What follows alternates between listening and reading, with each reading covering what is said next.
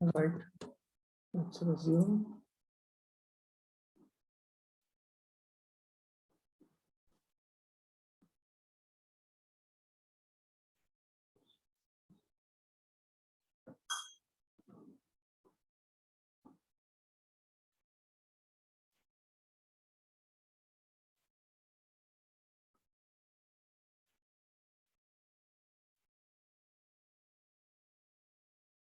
Okay, 114.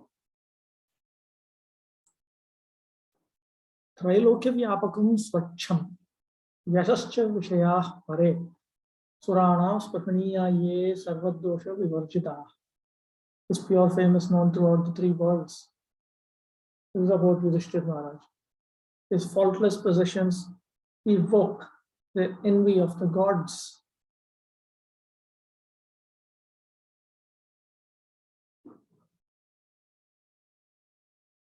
Krishna prasada janitah Krishna eva samarpitah nashakan kam api pritim ragyo janayitum kvachit. The king achieved all this opulence by Krishna's mercy and has offered it all to Krishna. It never had any power to please him.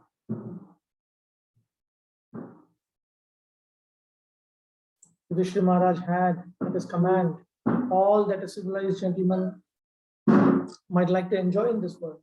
Even the demigods on higher planets could only dream of such opulence. Pare anyepi vishayaha srak chandanadyupabhoga dravyani ye vishayaha sprihniya eva natu labhyaha. The various objects of enjoyment that he had, the kind of garlands, sandalwood and so on, they were simply desirable by the demigods. They could not be achieved by them. Purvam paralaukikya sampadaha devadurlabha ityuktam idani mahikyopi devas prajnaya ityevam apunar uttartha sadhanashtavya. Previously, it was already stated that he had extraordinary enjoyments waiting for him, which were impossible to be achieved by the devas. Now, it is stated that even in this life, all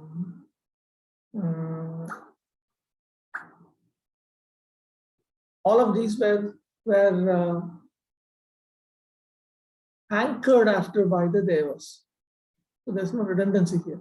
Sprihaniyattve hetu sarve doshe nashwaratpadibhir vivarjitaha pratyaktaha.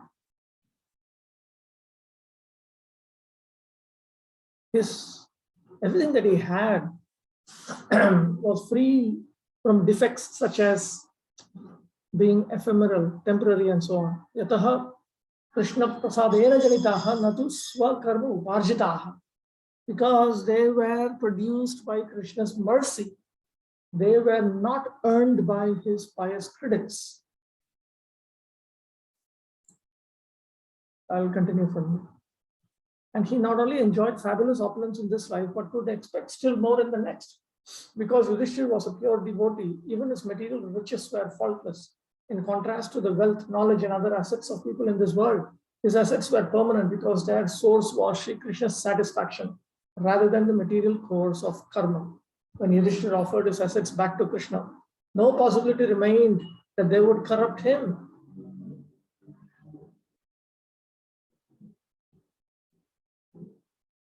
Those assets being dedicated to Krishna in selfless love would only further enhance the virtue of Yudhishthira's character. So he had absolutely no desire to enjoy them. Nanu tathapi vishaya vahni ushna tavat sahaja sarvat doshashraya anartha karana eva. Objection. Still, sense objects like the heat of fire naturally possess all kinds of defects, and because they are the shelter of all kinds of defects, they will certainly lead to troubles, isn't it? Satyam, that's true. Bhagavat samarpanena vishayasya api amritatva shravanam. But by offering them to the Supreme Personality of Godhead, we learn that they turn into causes for immortality. Kinchitapi dosham kartum na prabhavanti pratyuta gunaneva vahanti ityashenaha. These could not defile. They were not. These sense objects were not capable of defiling King Yudhishthira. But on the other hand, they only enhanced his good qualities. Krishna eva samyak nishkamattvadina arpita. They were offered completely to Krishna with a nishkama spirit, with no hankering for any material enjoyment. So, therefore, they were pure. Krishna premagni dandahya manantah karanasya shuddhagni vikalasyeva vasasrakchandanadayaha. Since his heart always burns in the fire of love for Krishna, those garlands, fine garments and sandalwood pulp attract him no more than they would attract a man afflicted by the fire of hunger.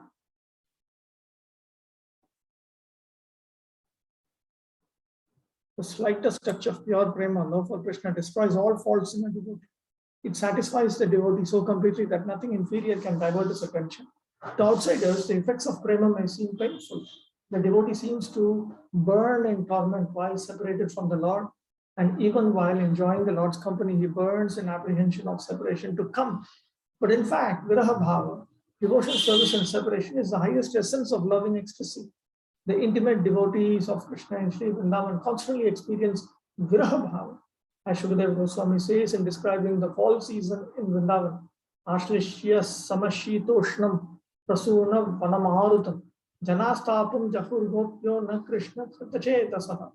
Except for the gopis, whose hearts had been stolen by Krishna, the people could forget their suffering by embracing the wind from the flower-filled forest. This wind was neither hot nor cold. The gopis of Vrindavan were so intensely absorbed in viraha bhava that the cool breezes of autumn only increased the burning in their hearts, because this was the time of the year when the fever of their hankering to be with Krishna reached its peak.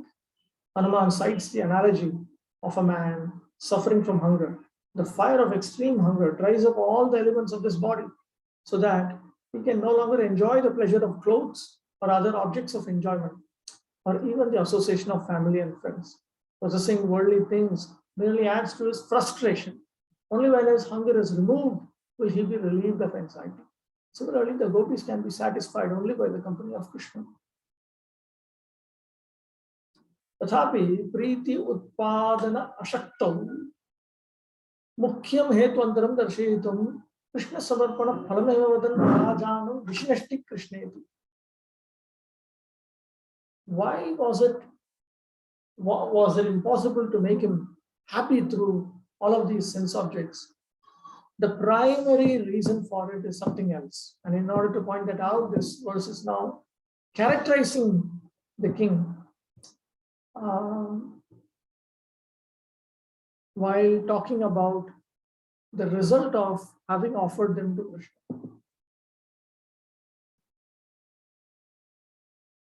These ones are.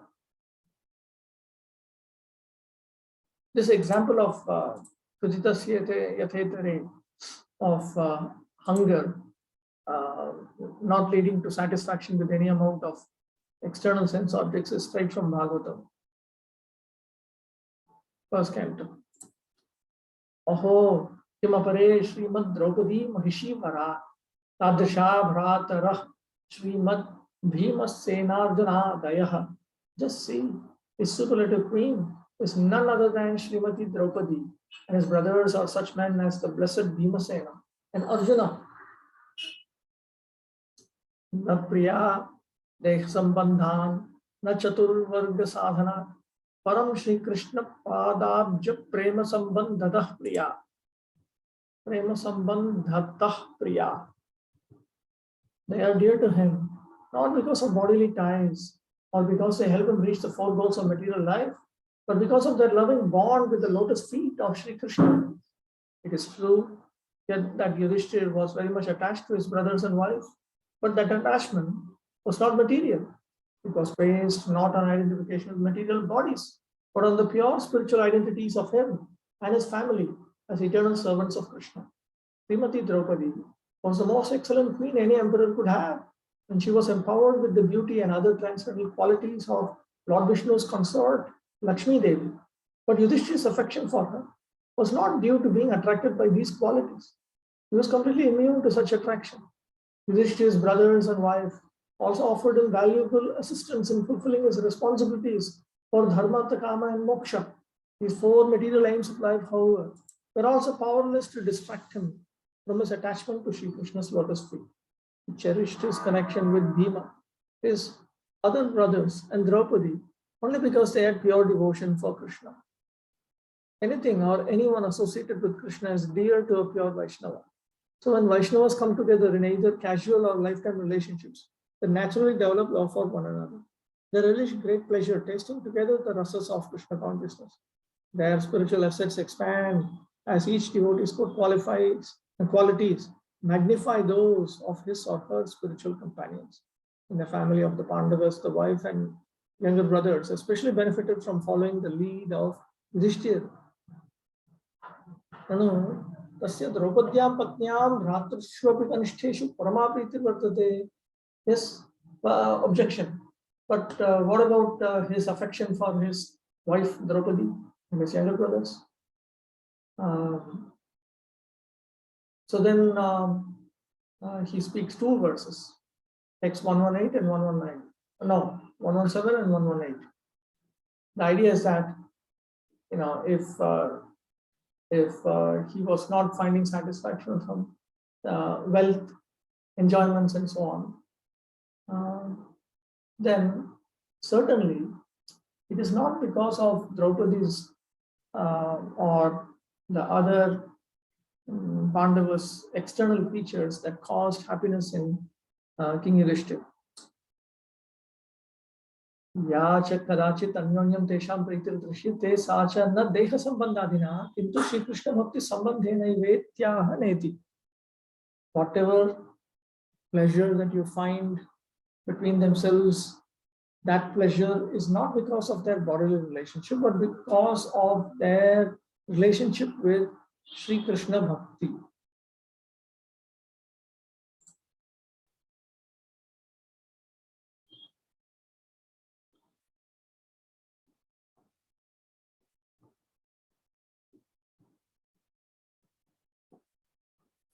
He's not quoting from Bhagavatamrita here.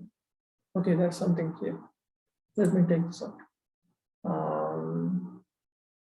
Ateva Srimati cha asau Draupadi cha iti tadrisha rupa gunadibhir anirvachaniya. Because Draupadi was the best amongst the queens, Sarvasad Rupa Gunati Alankritatva, because she was decorated with all forms of auspicious beauty and good qualities and so on. Therefore, she is described as Srimati Draupadi. Her beauty, qualities, and other features were indescribable.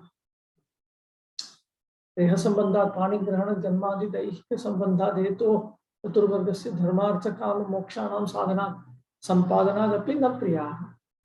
It is not that she or his younger brothers, they were dear to him because of a relationship with their bodies, with Draupadi by accepting her hand in wedding, or with his younger brothers through their births, and so on. It is not because of this.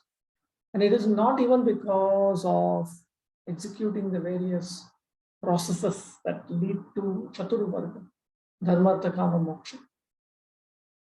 Tacha Mata Tirtham, Pita Tirtham, Bharya Tirtham, Tathaivacha, Putra Tirtham, Nityadi, Padma Puraniya Vachanam, Tattat Upakhyana Anusarena, Bhar Ya, Draupadya, Putra Tulyanam, Kanishta Bhatrinam, Api Bhimadinam, Tirthatvad.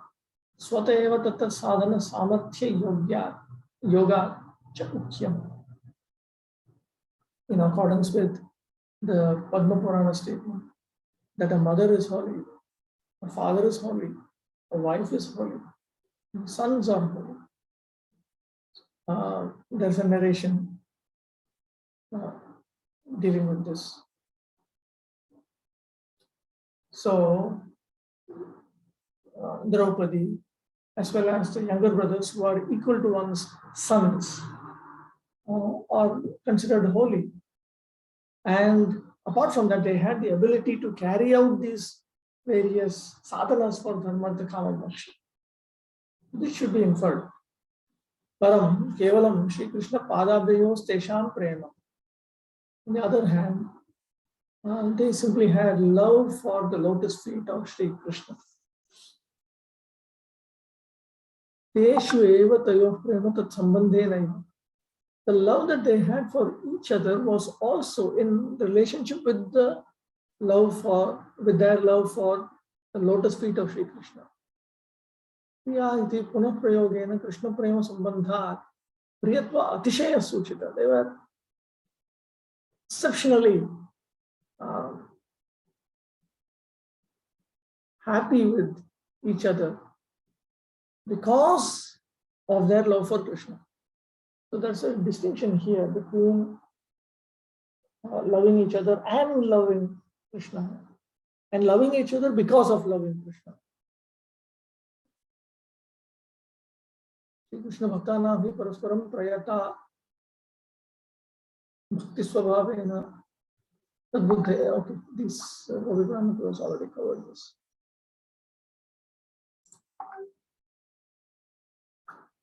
And then he quotes from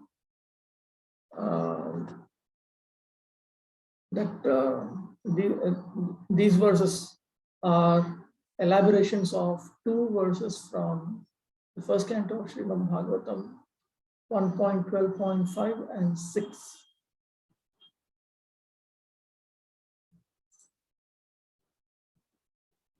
Vanarenam maya tesham nirvaktum shakyate kyat mahatmyam bhagavan vetti bhavanevadhikadikam. But what can a forest monkey like me say about the Pandavas? Your Lordship already knows much more than I about their glories.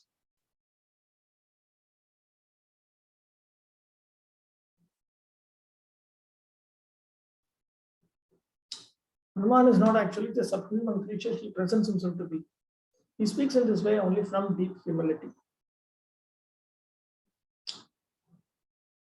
Vanarena, Anukrita Vanar Jatitvad ityartha. He is imitating the Vanaras. He is not actually one. We also know from the Ramayana, the first time Hanuman speaks to Ram and Lakshmana, but Ram tells Lakshmana that Hanuman has all the characteristics of a bona fide acharya, starting with having full-fledged Vedic knowledge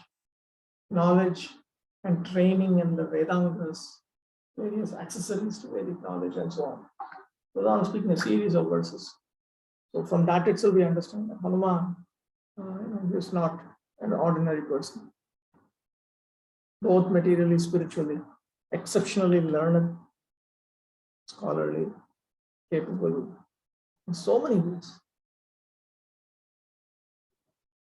By calling Narada Bhagavan, the best of spiritual masters, virtually equal to God, he acknowledges that Narada already knows very well the greatness of the Pandavas. So Hanuman suggests that Narada, rather than spend more time listening to him, should at once proceed to the kingdom of the Kurus.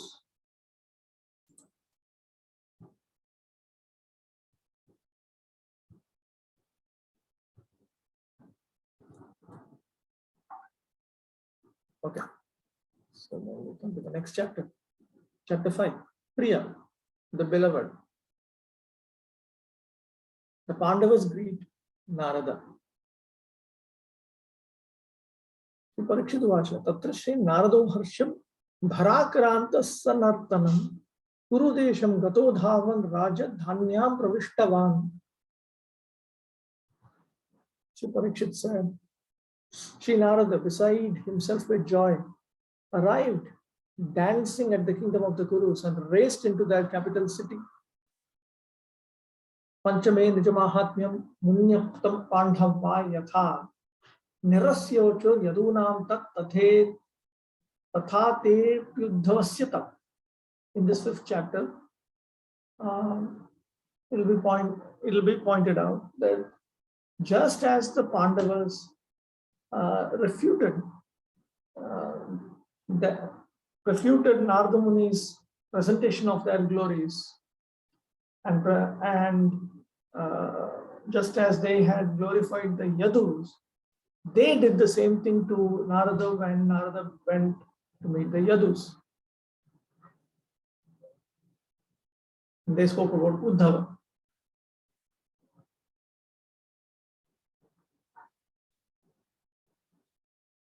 No. He glorified the Yadus, and especially they glorified Uddhava. Okay.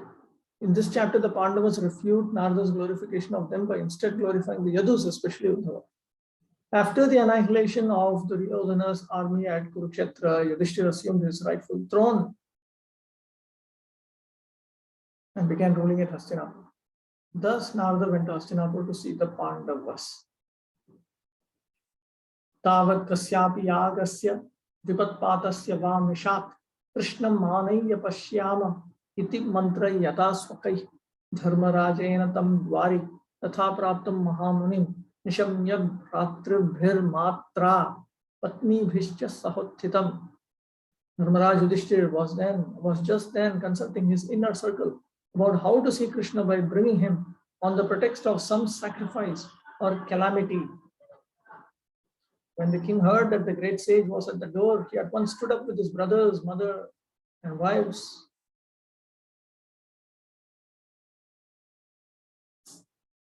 When Narada arrived dancing at the palace gate, the doorkeepers immediately informed King Yudhishthir. The king and his family at once stood up to greet Narada, even though they had been busy deliberating on how to induce Krishna to come to Hastinapur. One idea had been to send Bhima or someone else to invite Krishna to an Ashwamedha sacrifice. But the assembly thought that this wouldn't make Krishna come soon enough because sacrifices take a long time to arrange.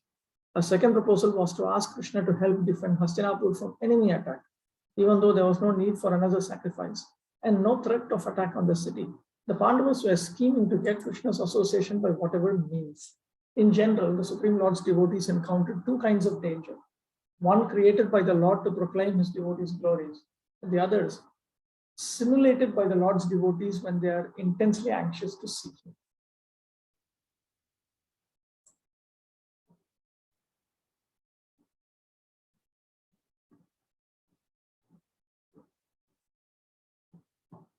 This is straight from Digdarshini of Sanatana Goswami.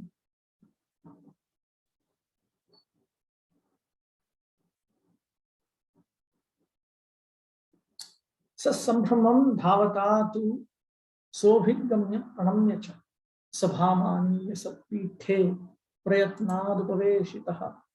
As Yudhishthir eagerly rushed forward to meet him, Narada came close and bowed down. Yudhishthir brought him into the assembly hall and with some effort made him accept a seat of honor.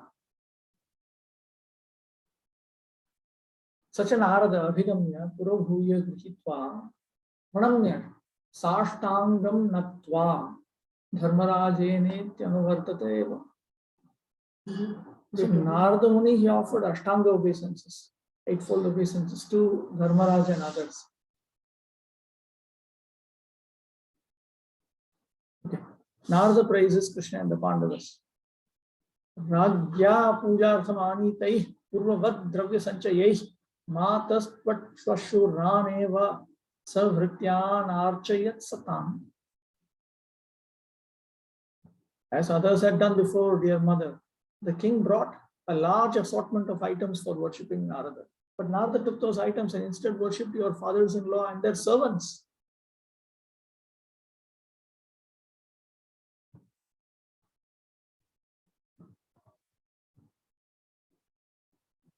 Before the Pandavas could reach Narada at the door, the sage had already come close and offered his prostrate obeisances. This is eightfold obeisance.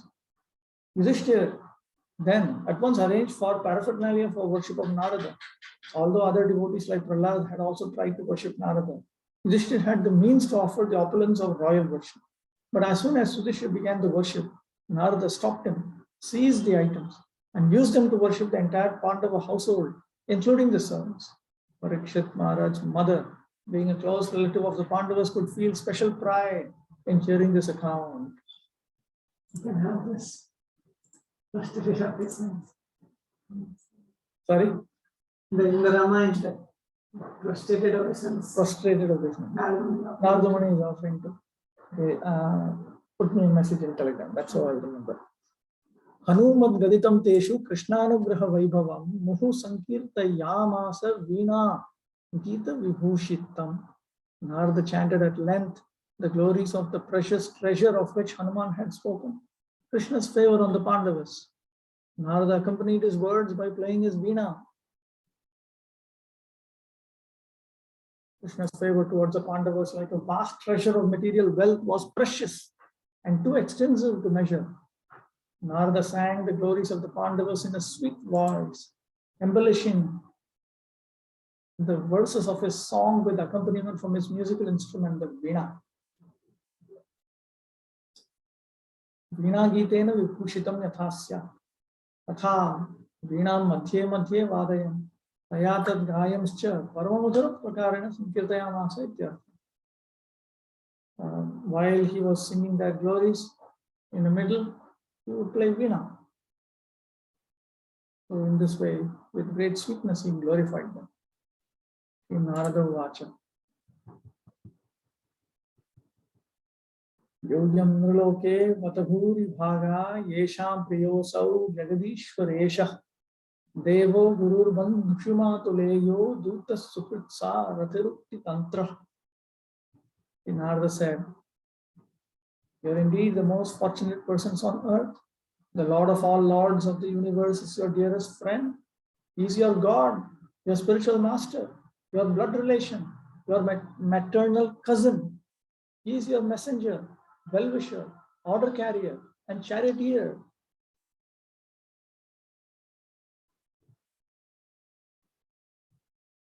Tadeva Hayuyam Ityadina Bhavatam Krite Param Ityantena. So this is a very long glorification up to 1.5.44. In text 7 through 44, Narada tells of Krishna's special grace on the Pandavas. He begins in this verse by indicating the various ways the Pandavas enjoyed personal association with Krishna. Because of these manifold relationships with Krishna, the Pandavas should be considered the most fortunate Vaishnavas on earth. This world of human beings is actually the most suitable place to cultivate pure devotion for Krishna. On higher planets, like Swargaloka, greater power and sense gratification are easily to be had. But such material resources, though attractive to conditioned souls, are obstacles to renunciation and pure devotion. The Pandavas are fortunate, therefore, to be with Krishna in his descent upon earth. Now, is he talking about all this because of Nriloke? You are most fortunate in Nriloke, on the earth, in the world of human beings. The Pandavas' good fortune is bhuri, virtually unlimited. The word bhaga means good fortune, bhagadeyam. And it also means worship, bhajana. In the second sense, bhuri bhagaha means that the Pandavas' worship of Krishna is exceptionally exalted. Another meaning of bhaga is part. The Pandavas enjoy a small share of the Supreme Lord's special favor, since the Lord has many other devotees besides them. But even that small part of his favor is great beyond measure. Although the Pandavas are richly endowed with love and compassion for one another and for all creatures, the prime focus of their love and affection is Sri Krishna, the son of Devaki. The Pandavas are exceptionally fortunate because the same Krishna, who is the sole object of their love, is the supreme controller of the lords of the universe, Brahma, Rudra, and the other demigods. The Pandavas not only love Krishna as their friend, but also worship him as their eternal master and protector. He is their spiritual master, guiding them in all matters of life. He becomes one of their family members, especially on their mother's side. Kunti, the Pandavas' mother, is a sister of Vasudeva, Krishna's father, both of them being children of King Shurasen, and maternal cousins are normally affectionate to one another. Krishna sometimes becomes the Pandavas' messenger. For example, they once sent him to Hastinapur from the city of Upaplava in the kingdom of Vicara to convey a message to Duryodhana's court. Krishna is also the Pandavas' well-wisher, Sukrit, their unmotivated benefactor who never expects any reward for his services. And sometimes he drives Arjuna's chariot, as he did during the battle of Kurukshetra. Arjuna said, Senayor Bhayor Madhya Ratam Sthapayam Achyuta. O Achyuta, please draw up my chariot in the midst of both armies. On such occasions, Krishna obeys the Pandavas' orders without question. Thus, Krishna is called Ukti Tantra, subordinate to the words of his pure devotees. Literally, Ukti Tantra means one who has come under the control of the orders, the statements. In a broader sense, also, all of Krishna's dealings with the Pandavas display his eagerness to submit himself to their control. He readily agrees to whatever they wish him to do. This implies the other ways Hanuman had mentioned to Narada that Krishna helps the Pandavas, his standing guard for them at night, and so on. Ukti Tantra is also a polite synonym for the word sevaka, servant, which Narada may have considered as unsuitably discourteous word for describing Lord Krishna, especially considering that the Pandavas would not be happy to hear that word. All these relationships between Krishna and the Pandavas are pervaded by intimate affection. For the Pandavas, Krishna is the eternal object of worship, but more than that, he is their eternal friend. Arjuna and his brothers also worship demigods like Lord Shiva and spiritual masters like Drona. But the Pandavas' worship of Krishna is unique because it comes forth from unalloyed prema. Whereas everything else they do is just to teach extremely materialistic people that this is what you need to do under this circumstance, this is what you need to do under that circumstance, and so on. Because Krishna's will that they exhibit a conduct by which everybody would be able to progress further and further towards pure spirituality. So they were duty bound to be like this. This verse itself is a paraphrase of a statement found in the 7th canto. Again, Narada Muni talking there also.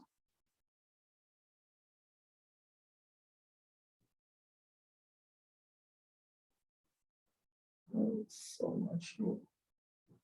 Anyway, this commentary by Sri Gopi Prananda is directly taken from here.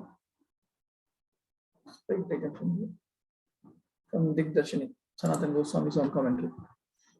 Yo Brahma Rudradi Samadhi Durlabho Vedokti Tatparya Vishesha Gochara Sriman Nasimha Kilavamanascha Sri Raghavendropi Yadamsharupa. For Brahma, Rudra, and other demigods, it is difficult to realize even in advanced meditation. He can be known through the words of the Vedas only when one understands their special purport. Sriman Nrsimha, Sri Vamana, and Sri Raghavendra are his plenary expansions. The supremely charming transcendental person, Sri Krishna, is difficult to understand. Great demigods may know his supremacy theoretically, but they cannot begin to taste Krishna Prema. All Vedic texts are ultimately descriptions of Sri Krishna.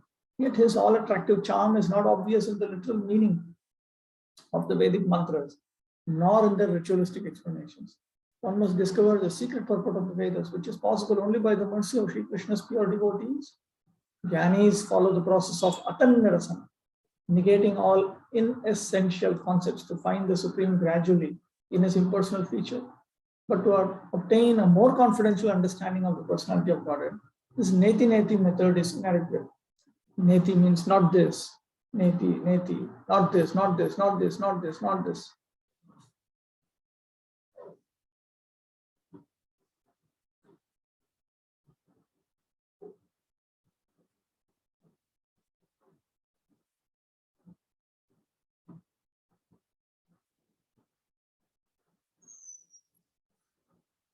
Vaishnavas adore the Supreme Brahman in various aspects of his personality.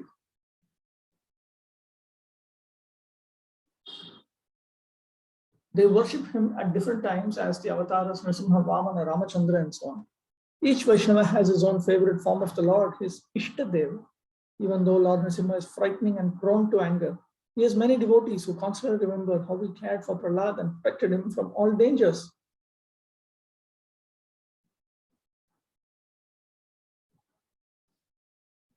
Lord Vamana is also popular, even though a dwarf.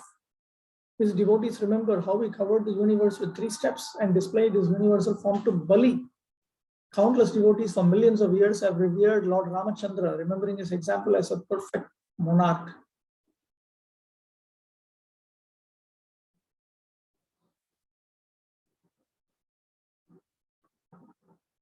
Okay, where am I? But the attraction of each of these avatars is but a reflection of Sri Krishna's supreme attractiveness. All the avatars of Godhead finally are his partial expansions. Each of them is the absolutely potent Supreme Person, but none of them exhibits all the aspects of his potency. Only Sri Krishna manifests completely the glories of God. Sakshat Bhagavan Shri Raghavendra Shri Ramachandropi Yasya Devaki Nandanasya Amsharupaha Avataratulyah Sakshat Bhagavat Vepi Avishkrita Ashesha Paramaishwaryat Prena Avatara Vat Patite. Sri Raghavendra, the Lord of the Raghus, Sri Ramachandra, even he is an amsha, a portion of Devaki Nandana, and as such is equal to an incarnation. Even though he is Sakshat Bhagavan, directly the Supreme Personality of Godhead, because he did not manifest his unlimited supreme opulences, he is seen as an incarnation.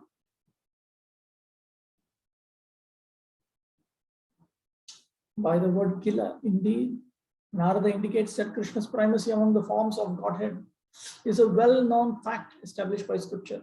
In particular, Srimad Bhagavatam declares, Etechamsha Kalapumsa Krishnastu Bhagavan Swayam.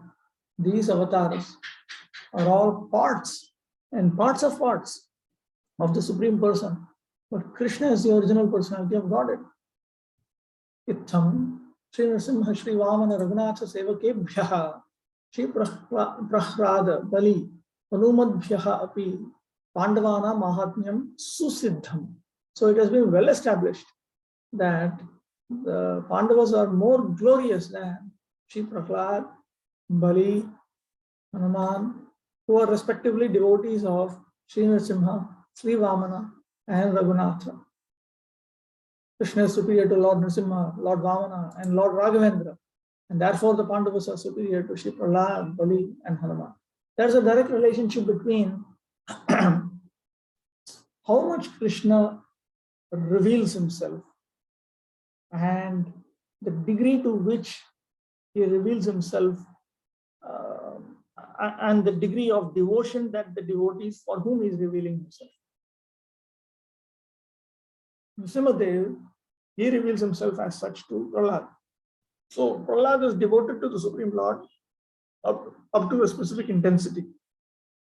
Therefore, Krishna reveals certain features of himself as Nrsimha to Prahlad. Vamana, he exhibits himself in a particular manner. All of the features of Vamana are obviously found in Krishna. But Krishna has further features which he does not reveal in the form of Vamana. That is directly related to Bali and other devotees of Vamana. Similarly, Hanuman is devoted to Lord Ram up to a certain degree. That is directly related and connected with how much the Lord has revealed himself. In other words, it is not that somehow you have these different forms of the Lord and somehow by coincidence you have different devotees. It's not like that. Everyone gets a particular form of the Lord corresponding to the degree of their intensity of perfect pure devotion service. There is a relationship there. Even in his Krishna form, even in his Swayam Bhagavan Krishna form in Goloka Vrindavan, there also Krishna manifests himself fully amongst the gopis. That is because their intensity of perfect pure Krishna Bhakti is the highest. Therefore, Shukadeva Goswami says, Sakshat Manmatha Manmatha. He is directly Cupid for Cupid himself. But that feature, he revealed it only there in Rasa Leela when he is with the gopis. So there is a relationship there. Anyevatarascha yadam shaleshato brahmadayo yasya vibhutayo mata maya cha yasye kshanvartma vartini dasi jagat srishyavananta karini. Protection. All other incarnations of Godhead expand from mere portions of his plenary portions. Great gods like Brahma are considered his material opulences, and material nature is his maidservant, standing always in view, ready to serve him. She enacts the creation, protection, and destruction of the universe. Incarnations like Matsya and Kurma manifest Krishna's potential less than fully. Those like Prithu Maharaja, Jiva was empowered by small sparks of his splendor, and Brahma and the other demigods are material reflections of Krishna's creative powers. Authorities on the Vedic scriptures generally do not label as pastime incarnations the demigods and other material vibhutis of Krishna. Their reasoning is that the Lord's pastime of creating the material universe is not on the same transcendental level as his personal pleasure pastimes, in which he reciprocates with loving devotees like Prahlad and Hanuman. Brahma explains this to Narada in the second canto of Srimad Bhagavatam. Aham bhavo yajya ime prajesha dakshadayo ye bhodadayascha swarlokapala khagalokapala nirlokapala stalalokapala gandharva vidyadharacharanesha ye yaksharaksho raganatha naganatha ye varshinam rishabha pitrinam daityendra siddhishwara vendra अन्ये च ये प्रेत पिशाच भूत पुष्मांडयादो मृगपक्षधीशा यत्किंचलोके भगवन् महस्वत् ओजस् सहस्वत् बलवत् क्षमावत् श्री ह्री विभूत्यात्मवदद्भुतार्णम् तत्त्वं परम रूपवद स्वरूपम. Whether in form or formless, any being in the material world exceptionally possessed of strength, power, beauty, riches, breeding, modesty, forgiveness, or mental and perceptual dexterity may appear to be the specific truth and the form of the Lord, but actually it is not so. This applies to me, Brahma, Lord Shiva, Lord Vishnu, and great generators of living beings like Daksha and Prajapati. It applies to you, Narada and the Kumaras, and to heavenly demigods like Indra and Chandra. It applies to the leaders of the Bhurloka planets, the earthly planets, the lower planets, and the Gandharva, Vidyadhara, and Charana planets. It applies to the leaders of the Yakshas, Rakshas, and Uragas, and it applies to the great sages, the great demons, the great atheists, and the great spacemen, as well as to the dead bodies, evil spirits, Satan's jinn, Pushmandas, great aquatics, great beasts, and great birds. They are only fragments of the transcendental potency of the Lord. Pradhanyato yan risha amananti Leelavatarang Purushasya Bhumna Apiyatam Karna Kashaya Shosham Anukramishyeta Imansu Pesham. O Narada, now I shall state one after another the transcendental incarnations of the Lord known as Leelavatas. Hearing of their activities counteracts all foul matters accumulated in the year. These pastimes are pleasing to hear and are to be relished. Therefore, they are in my heart. Commenting on these verses of the second canto, Srila Sridhar Swami explains that many opulent expansions of the Supreme Person exist in this world, and each of them displays part of the Supreme Lord's potency. Some display great mahas, physical strength. Others display ojas, sensory strength. And yet others display sahas, mental power, bala, steadfastness, shri, beauty, hri, avoidance of karmic entanglement, vibhuti, wealth, atma, intelligence, or adhutarana, amazing effulgence. Brahma mentions the Gunavataras, himself Vishnu and Shiva, among the material opulences of the Supreme Person in the same way that Krishna does in the 10th chapter of the Bhagavad Gita. But starting with the verse beginning, Pradhanyato yan, Brahma separately describes the transcendental pastime incarnations of the Lord. Brahma enumerates only the most prominent of these Leela avatars because there are many lesser known pastime avatars of Vishnu, more than could ever be listed. Let me just look actually. Sanatana Goswami.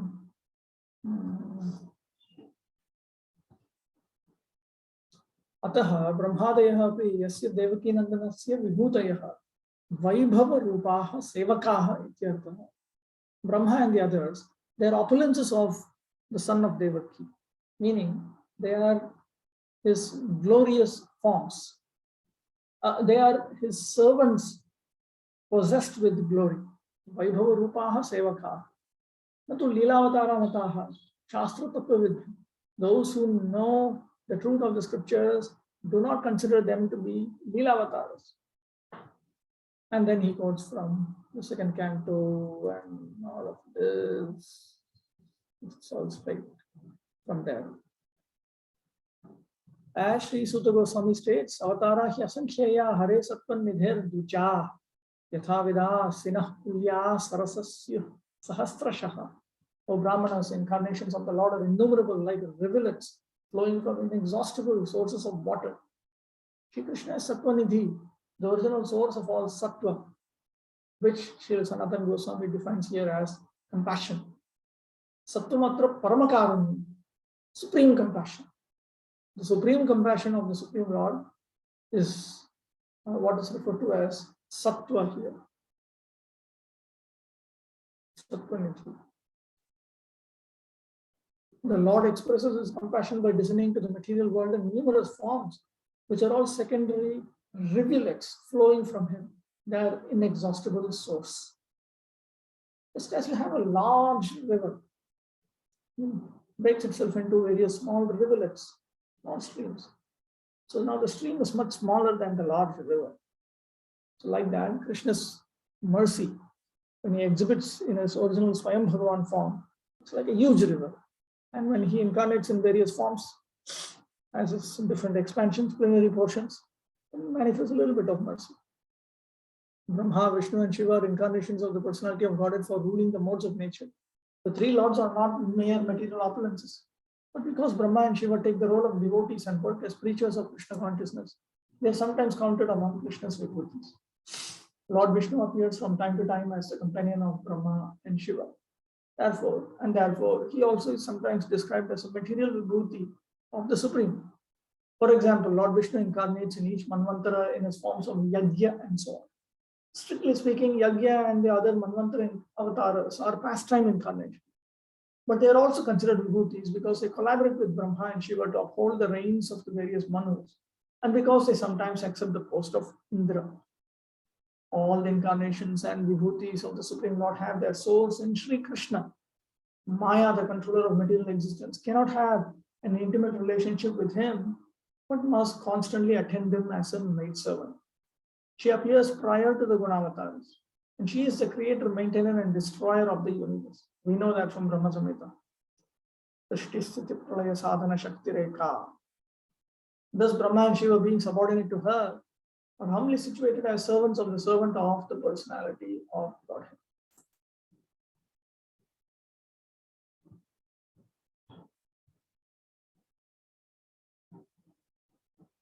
This is coming from Big Darshini, in which Sanatana Goswami also quotes from second canto, 7th chapter, text 2, while talking about Yajna as a Leela avatar.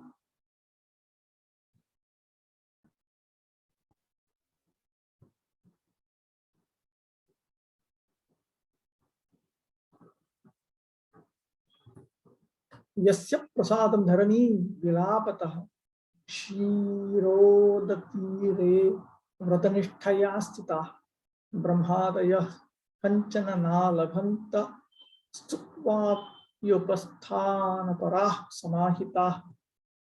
When Brahma and other demigods responded to the lamenting Mother Earth, together they all stood on the shore of the Milk Ocean, observing strict vows. They recited prayers and worshipped the Supreme Lord, meditating with full concentration.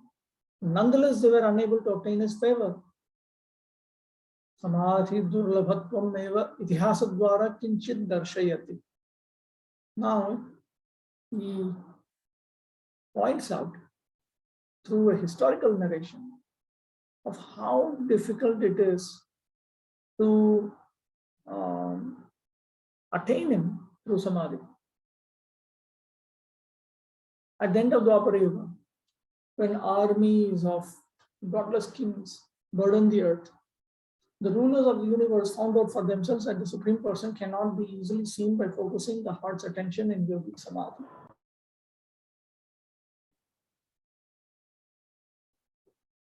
To relieve Mother Earth of her distress, the demigods accepted severe vows, restricted their eating, and even their breathing to sharpen their mental concentration.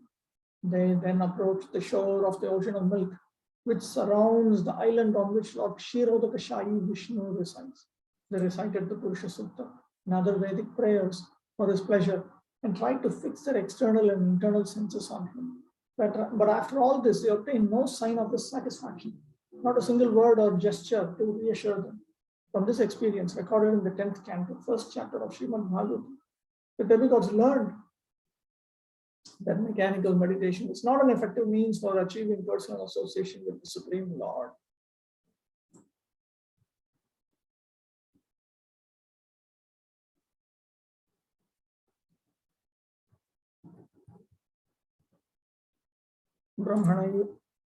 Brahmanaiva samadhau khe jatam adhikatam hridi yasya prakashyatam agyam sukita nikilasura. Brahma then perceived in his heart the Lord's command, which he heard as an unembodied voice in the sky. He repeated that command to the demigods and they all became satisfied.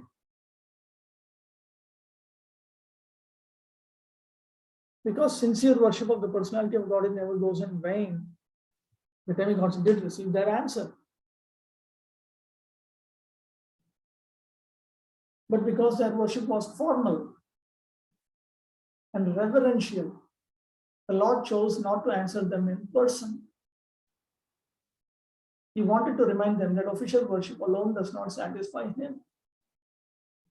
Brahma received the Lord's order, but only in the core of his heart, and after he had carefully withdrawn all the external functions of his senses and mind. Furthermore, he was able to hear the order only as a voice in the sky from an unseen speaker. What Brahma heard in his meditation and repeated to the demigods is now famous. Lord Brahma said, Puraiva pumsa vadhrito dharad jwaro bhavad viram shair yadushu vajanyatam sayavadur vya bharamishwareshwara swakala shaktya kshapayam charid bhuvi. Before we submitted our petition to the Lord, he was already aware of the distress on earth. Consequently, for as long as the Lord moves on earth to diminish its burden by his own potency in the form of time, all you demigods should appear through plenary portions as sons and grandsons in the family of the Yadus. Vasudeva grihe sakshad bhagavan purusha paraha janishyate tatpriyartham sambhavan amarastriyaha. The Supreme Personality of God is Shri Krishna, who has full potency, will personally appear as a son of Vasudeva. Therefore, all the wives of the demigods should also appear in order to satisfy him. Vasudeva Kalananta Sahasravadana Swarat Agrato Bhavita Devo Hare Priyachikirshaya. The foremost manifestation of Krishna is Sankarshana, who is known as Ananta. He is the origin of all incarnations within this material world, previous to the appearance of Lord Krishna. This original Sankarshana will appear as Baladev, just to please the Supreme Lord Krishna in his transcendental pastimes. Vishnu Maya Bhagavati Yaya Sammohitam Jagat Adishta Prabhunam Shena Karyarthe Sambhavishyati. The potency of the Lord known as Vishnu Maya, who is as good as the Supreme Personality of God, it will also appear with Lord Krishna. This potency, acting in different capacities, captivates all the worlds, both material and spiritual. At the request of her master, she will appear with her different potencies in order to execute the work of the Lord.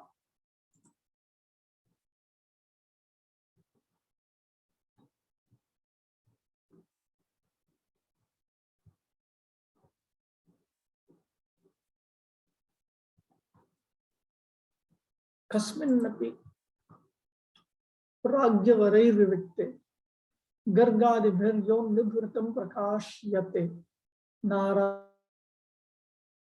Samyam kathanchil labhatena chapa. Only in some confidential meetings did wise sages like Garga divulge who Krishna really is. He whom the personality of God is Narayana only partly equals. No one else even coming close.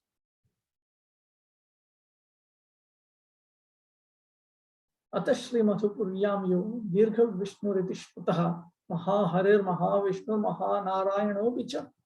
Thus we hear of Sri Krishna's presence in Mathura city as a deity called Dirgha Vishnu, Mahahari, Mahavishnu, Mahanarayana.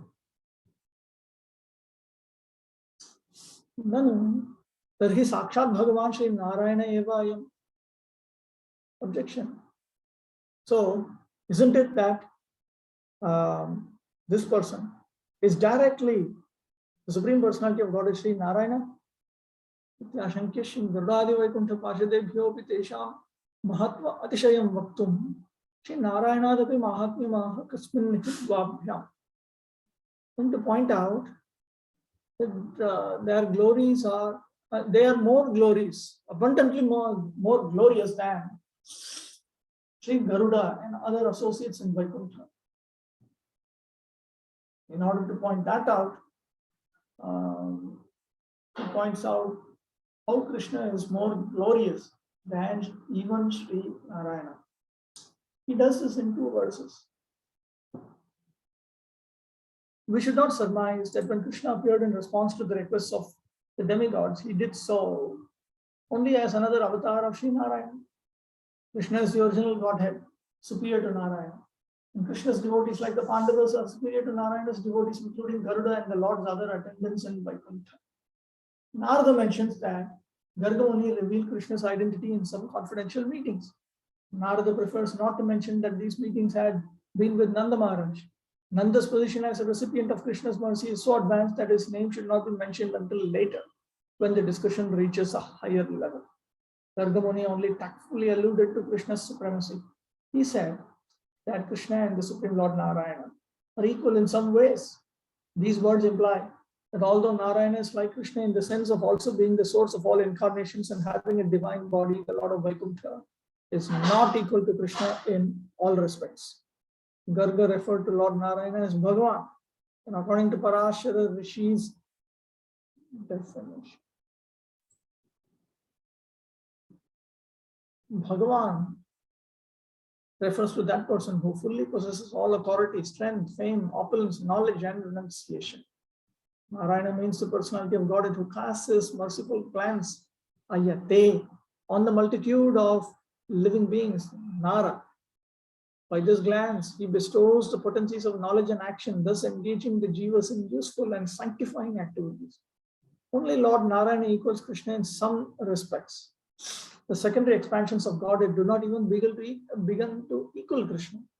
The creative Purusha form of Vishnu is glorified as the source of all avatars. Etan nana avataranam nidhanam bijamavyayam. This Purusha is the source, an indestructible seed of multifarious incarnations within the universe. But in spite of belonging to the exclusive category of avatari, source of incarnations, the Purusha Vishnu does not display all attractive, supremely sweet pleasure pastimes like Sri Krishna. Only Narayana and Vaikuntha exhibits personal pastimes somewhat resembling Krishna's, but these Leelas of Vaikuntha cannot match the charm and intimacy of Krishna's sports in Goloka Vrindavan. As we read in the 10th canto of the Bhagavatam, Garga Muni specially told Nanda Maharaj, Tasman Nandatmajo yam te Narayana samo gunai Shriya Kirtyanu bhavena gopayasva samahitaha. O Nanda Maharaj, this child of yours is therefore as good as Narayana. In his transcendental qualities, opulence, name, fame, and influence, is exactly like Narayana. You should all raise this child very carefully and cautiously. The real meaning of Garga's words is hidden. Narayana is similar to Krishna in the qualities that define the status of God, but he does not share the unbounded sweetness of Krishna's appearance and attire, his pastimes, and so on. Outwardly, Garga encourages Narada to take great care in raising and protecting Krishna. But secretly, the word Gopa Aya, Swa, has another interpretation. Because of Krishna, there will be a constant increase, Aya, of the cowherd's ecstatic love. And also, Because of him, all their desires and needs will be fulfilled.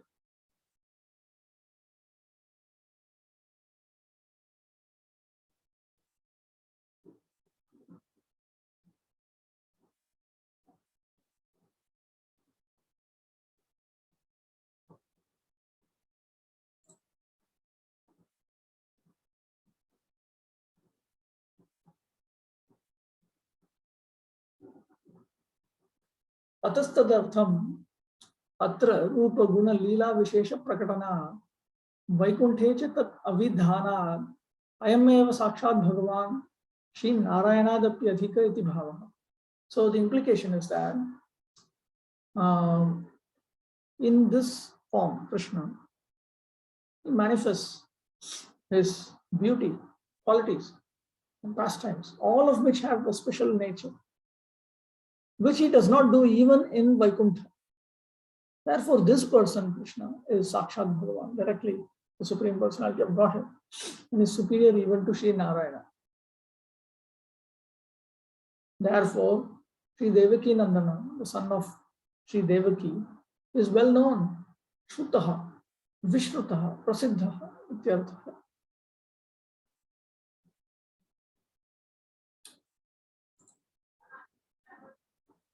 Okay, let me place a note here.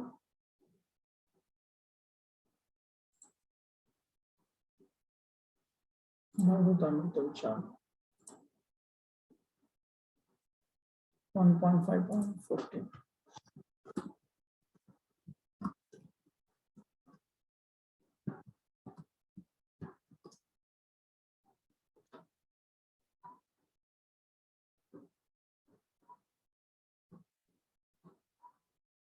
All right.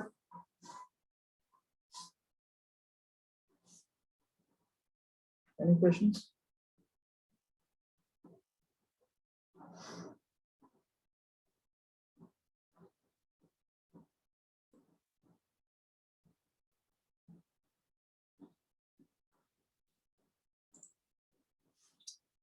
Okay, no questions. All right, fine. We'll stop with that. One chant will be Pasantu Devacha. Patitanam Pavanabhyo Vaishnavibhyo Namo Namaha.